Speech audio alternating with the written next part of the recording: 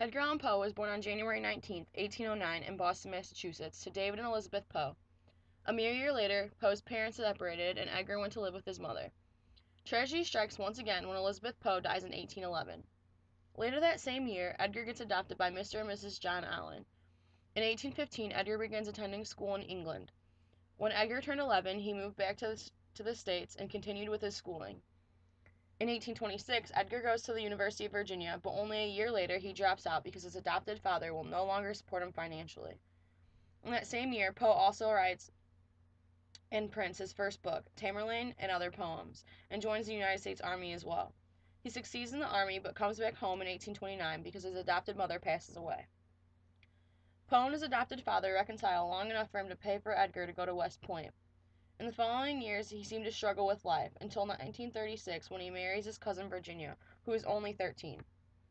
After the short period of struggling, he catches a break when his tales and poems begin to get published.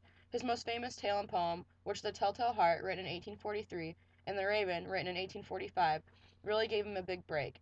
But sadly, in 1849, a great writer passed away. Edgar Allan Poe died on October 7, 1849.